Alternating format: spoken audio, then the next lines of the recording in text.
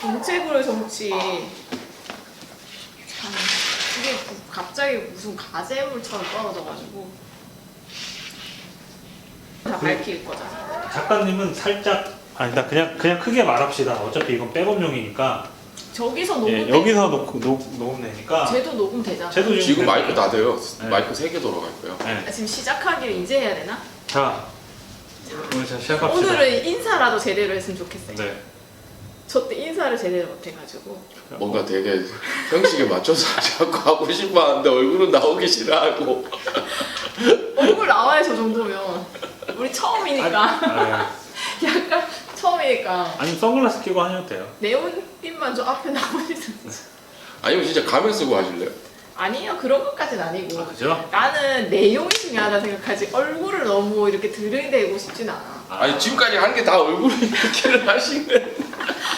얼굴을 알려야 중요한가? 얼굴? 아니 목소리 자체가 튀어. 아 알겠습니다. 뭐 인사하고 시작하죠. 그렇지 이제 인사. 자, 하나 둘 셋. 안녕하세요. 정책으로의 정치입니다. 저는 이내훈입니다. 네 저는 양정화입니다. 저는 이현수입니다. 어떻게 보였나요? 아 모인 얘기부터 하나요? 어떻게 모였나요 저희? 정정원? 청정원? 청정원은 저기 식품 브랜드 아닌가요? 그게 뭐 청정에서 만들어졌다던데. 이게 녹음하니까 갑자기 청정에서 갑자기 입이 굳어요? 갑자기 뻘쭘해지고 네. 갑자기 용어가 이상해. 청정이 정정원이라고요? 정정원? 청년정치대학원. 정현영 대학원 2기, 저는 2기. 이기. 근데 네. 다 2기잖아요. 네, 이기. 전부 다 이기고 청년정치학교도 다 아니 저희 둘만 청년정치학교 나오고. 아니요 다 아, 나왔어요. 저도. 아 그래요? 몇 기? 제가 6기. 아 6기? 6기. 5기. 저는 3기. 6기 어땠어요? 6기 때는 6기 때는 그때 코로나 끝나고 음, 거리두기가 끝났죠 그때. 아, 그때 마스크가 끝난 건 아니고 거리두기가 끝났을 때여서. 평일 했죠? 네, 저 월요일 날 저녁? 월요일 저녁에 했었어요. 5기는 언제 하셨어요? 5기는 토요일 지금 시간 했어요. 아 토요일 지금 시간. 네, 그래서 거의 2시부터 6시까지. 오기가 1년 동안 하지 않았나요? 아, 너무 되게 오래 했다. 거의 학교? 진짜 학교 같은 기분이야. 저도 한 6개월 했던 것 같은데 그것도 쉽지 않았거든요. 6개월 동안. 매운님이 오셨었어요. 아, 매운님이 강연자라 해야 되나? 채널저로 맞나? 네, 와서 최고위원 선거 나간 거 네, 소개하고 강연하셨구나. 청년 예, 와서 좀 얘기 좀 대표? 해달라 그래서 갔던 것 같아요. 네. 청년 대표 무슨 예. 당의 청년 대표이기도 했잖아. 그래서 그쵸. 뭐 청년 대표라기보다 그때도 아마 민생당 최고위원. 한 다음에였을 거니까 음, 가서 선거 나갔던 얘기 해줬죠. 예. 씁쓸하게 좀 얘기했어요. 한번 빠지면 발 빼기 힘들다. 다시 해주세요. 뒷얘기 이 자리에서 다시 뒷얘기했어. 아니요. 그러면 이게 저의 그게 돼버리니까 아니, 아무튼 있었던 이야기. 선거 나가서 떨어진 얘기 했습니다. 그때 진짜 김재석 아, 예, 재섭 씨도 오셨었고 그때 민주당의 효원 씨도 같이 왔었던 아닌가? 아니 효원 씨 아닌가? 민주당의 그 최고위원도 오고 여자분. 민주당이요. 이름 나 민정? 민정? 고민정? 공정 아니죠? 그런 유명한 사람 아니었는데. 네, 근데- 청년이겠죠, 뭐. 청년 중에 청년인데 청와대 간 사람. 박민정인가? 전 그분 실제로 본 적이 없어. 그때 아닐 뉴스 거예요. 나온 사람 아니에요? 뉴스에 나왔죠? 응, 무슨 신문에 대변인 청년 대변인이라고 막 많이 나왔어요. 떴어. 스무 몇 살. 저랑 같이 한 거 아니고 아마 다른 시간대 아 했을 그런가? 거예요. 예. 왜냐면 제가 그분을 실제로 본 적이 없어서.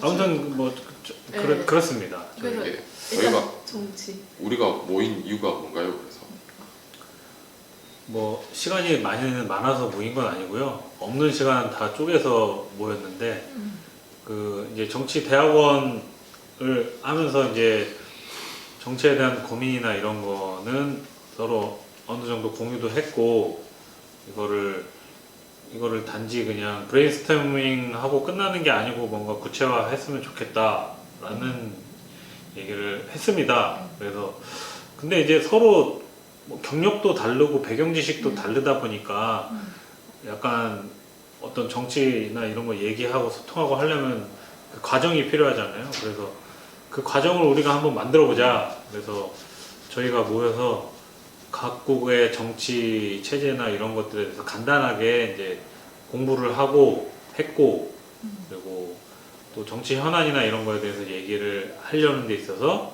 또 스터디도 하고, 스터디 하는데 스터디만 하고 끝나면 재미가 없으니까 뭔가 결과물을 만들어 보자 해서 영상이나 이런 거 어떨까, 이렇게 결론이 도출됐습니다. 그래서 지금 하고 있는 거죠.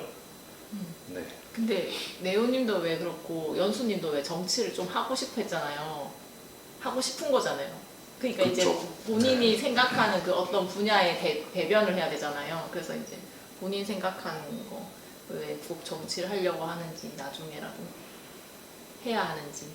뭐가 저 같은 경우에는 어떤 분야에서 막 내가 대변을 해가지고 이거를 하겠다라기보다는 좀 되게 아직까지 좀 애매모호한 것 같아요. 이게 추상적이라고 그래야 될까? 뭐 다들 뭐 다 잘 살고 싶은 그런 뭐 세상을 한번 만들어 보고 싶다 뭐 이런 아직 그거라서 찾아가는 거 있다라고 말씀드려야 될까? 뭐 근데 또 그렇게 가면 안 된다라고 얘기하시는 분들도 있으시던데 지금 현재까지는 뭐 그렇긴 해요. 그리고 사실 청정학교 거기 다니면서 청년 정치에 대해 가지고 막연하게 막 이런 생각을 가지고 있다가 학교 가서 수업을 들으면서 사실 더 막연해졌어요. 너무 정정해. 청정이 나쁘다라는 게 아니라 아주 그냥 정정하죠. 내가 생각하고 있는 머릿속에서의 그런 어떤 청년 정치라는 게 뭐 내가 보고 듣고 이렇게 하면서 어느 정도의 이게 정리가 돼야 되는데 이제 오히려 더 막연해졌다라고 해야 될까? 근데 현실에서의 청년 정치하고 내가 생각했던 청년 정치하고가 완전히 또 180도 또 달라져 가고 있고 근데 지금 뭐 저뿐만이 아니라 우리들이 모두가 다 생각하는 게 이제 정치는 좀 바뀌어야 된다라고 얘기를 하는데 네. 정치 바꿀 필요가 없다라고 얘기하는 사람은 대한민국에 아마 없을 거예요. 어떤 누구도 다 이제 모두 다 이제 정치 다 바뀌어야 된다라고 얘기를 하는데 그럼 어떻게 바꿀 건데요? 얘기했을 때 그거에 대해 가지고 명확하게 솔루션을 제공하는 사람이 또 한 명도 없는 것 같다. 어제 제가 그래서 옆에 어떤 분 만났는데 그분이 청년 때를 했는데 그때도 시의원 후보가 안 됐는데 이번에 거의 20년이 된 거야. 그러니까 20년 됐으니까 이제 50이 가까워진 거죠. 50인 것 같아요. 아, 근데 제 이제는 10년 후네요. 그래서 국회의원제를 나가고 싶다고 해서 제가 그러면은 그 공천 심사 비용이 얼마 들었냐고 국회의원 공천 심사비 당에 얼마였냐는 본인 알고 계세요? 아니요 몰라요. 모르죠. 그러니까 그런 거지. 진짜 하려면은 그러면 공천 심사를 어떻게 하냐. 그래서 궁금해서 물어봤죠. 그랬더니 그냥 1분 스피치. 그냥 많은 시간을 주진 않아. 1분 스피치 했고 그다음에 이제 주변 사람들이 이제 물어봤대요. 네. 이제 거기 거의 6대1 아니면 4대1이더라고요. 이게 될지 안 될지도 모르는데 공천 심사 자체가 생각외로 내가 돼야 되는데 되고 나서도 거기 지역구가 무슨 당이 지지한 동네가 아니면 어차피 떨어질 확률이 굉장히 높은데도 그렇죠. 왜 신청하는지 모르겠는데 본인도 4대1, 6대1이었다 하더라고요. 근데 300만 원이었대. 생각보다 싸네. 그냥 뭐 신청해볼까? 생각할 수도 있죠. 당에서는 생각외로 그게 이 말을 해도 될지 모르겠는데 장사거든. 그렇죠. 장사야.